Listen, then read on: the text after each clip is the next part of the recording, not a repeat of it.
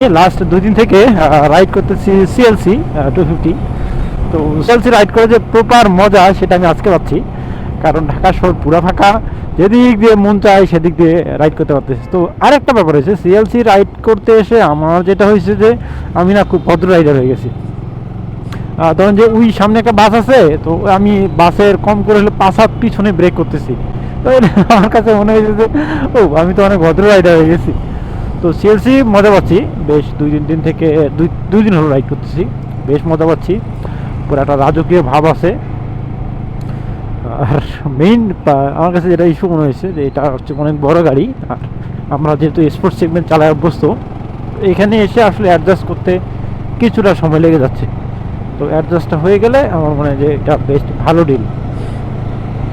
আর mileage সম্পর্কে এখন পর্যন্ত আমি জানি না, আমি 500 টাকা তেল নিয়েছিলাম, এই পর্যন্ত চলতেছে, কতটুকু যাবে আমি ঠিক জানি না, যেহেতু মাত্রই 2 দিন হলো নিয়েছি। ভালো কথা মনে হচ্ছে, আমার গাড়িতে ফুয়েল নাই, যদি বন্ধ হয়ে যায় রাস্তায় তো সেটাও নাই গেল। এখন ফাইনালি টুকটুক করতে করতে মিরপুরের দিকে যাচ্ছি, একটু সিএফে যাবো, যদি গাড়িটা একটু হ্যান্ড ওভার করবো। ওদের গাড়ি 2 দিন আমার কাছে ছিল, মানে ওদের একটু ক্ষতি হয়ে গেছে।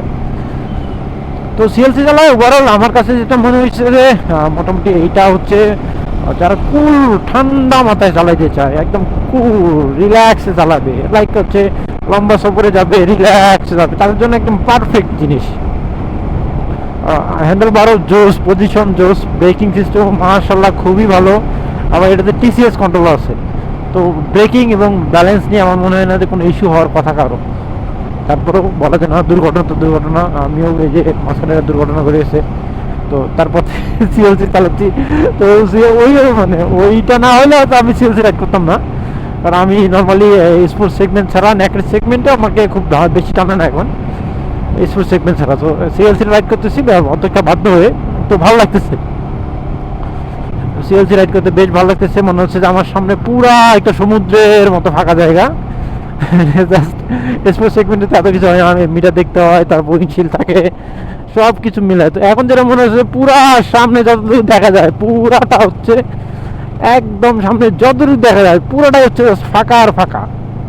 তো এইটা একটা ব্যাপার যে খুব ভালো লাগতেছে। আজকে রাস্তায় আইন শৃঙ্খলা বাহিনীর তৎপরতা খুব বেশি, আজকে থেকে গতকালকে আরো বেশি ছিল। তো আজকে মোটামুটি স্বাভাবিক। আমার তো এই গাড়ির পেপার নাই, যদিও আমাকে এখন পর্যন্ত জিজ্ঞেস করে নাই, আর যদি ধরে ফেলে তাহলে তো ডাম্পিং। তো দেখা দেখ, দেখতে অলরেডি কালসি ফ্লাইওভারে উঠে গেছি। কালসি ফ্লাইওভার না, এটা মনে হয় বলে যে কি ফ্লাইওভার জানি বলে, দেখ কিছু একটা হবে। এখান থেকে নিয়ে ওই ইসিবি সত্র নামবো, ইসিবি থেকে আর একটা ফ্লাইওভার ধরেছে, চলে যাবো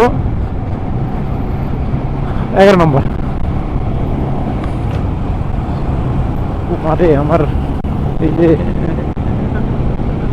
খানা টান্না করে ওটি দিয়ে গেল, কিছু করার নেই, ওটি যদি সে দিয়েছে আমিও মাইনে রইলাম। সো টুকটুক করতে করতে চলে আসছি ইসিবি চত্বরে। ইসিবি না, এটা কালসি, কিছু একটা বলে আমি জানি না ঠিক। আমি অলরেডি হচ্ছে এটা প্রায় 200 কিলোমিটার মতো রাইড করে ফেলছি। সিএলসিটার সব থেকে ভালো ব্যাপার হচ্ছে এটা ব্রেকিংটা ভালো। আর একটা জিনিস আমার কাছে একটু হচ্ছে মনে হচ্ছে, এটা সাসপেনশনটা অনেক হার্ড, মানে নর্মালি ভাঙাচুরো রাস্তায় চালাইলে খুব পেইন লাগে।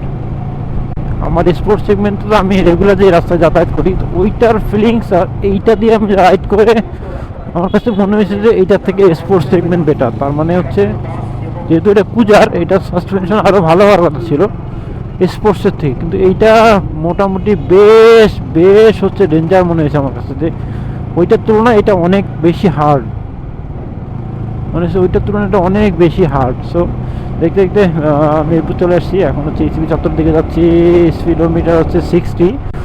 আমি নর্মালি এটা 60-র উপর রাইড করার মতো সাহস আমার হয়ে ওঠে নাই, কারণ নতুন সেগমেন্ট, নতুন বাইক, ওর পালস বুঝতে আমার একটা মিনিমাম সময় লাগবে, এই জন্য আমি আসলে টানাটানি করতে সাহস পাইনি। ও দেখেন সামনে পুরা পৃথিবী দেখা যায়, যত দূর চোখ যায় পুরা পৃথিবী দেখা যায়। এইটের শহর পুরোয় খালি জোড়া তালি জীবন আমার, ভাল লাগে না রে